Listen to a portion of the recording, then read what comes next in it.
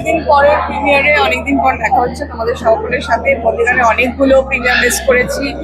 রাজনৈতিক, আমরা সবাই কিন্তু রাজনৈতিক প্রাণী, হ্যাঁ, আমরা কেউ উইদাউট পলিটিক্স কেউ থাকতে পারবো না। জলের মধ্যে জলটা যদি স্টেল হয়ে যায়, আমার মনে হয় সেটাই জলটাকে আবার প্রবাহিনী করার জন্য অনেক মানুষের পজিটিভ এনার্জি খুব দরকার। মানে যে সরকার এখন প্রেজেন্টলি শাসক ক্ষমতায় আছে, তাদেরকে আমি জয়েন করেছিলাম দিল্লিতে, রাজধানীতে গিয়ে।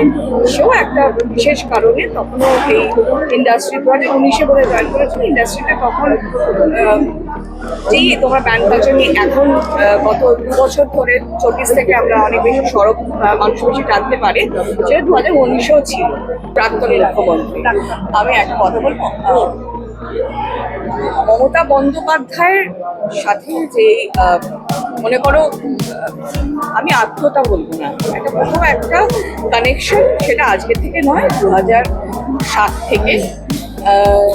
তারপরে এখন তিনি প্রাক্তন হয়ে গেছে, তবুও সেই মনের কানেকশনটা থাকবে।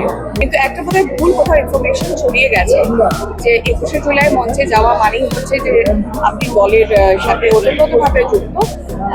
এই বিষয়ে আমি সবাইকে, আমার মনে হয় যে ওয়াকিবহল বা জানাতে চাই যে দলে জয়েন করতে গেলে আপনাকে মানে তাদের নিজস্ব পার্টির অফিসে গিয়েই জয়েন করতে হবে, যেটা আমার আজকে করা হয়নি। হ্যাঁ, রাহুলের মৃত্যু নিয়েই যদি আমরা কথা বলি, তো আগের সরকারের সময় আমরা জানতাম যে একটা কিছু হতে চলেছে, যেটার জন্য একটা সিট বা একটা আলাদা একটি গঠন হতে চলেছে।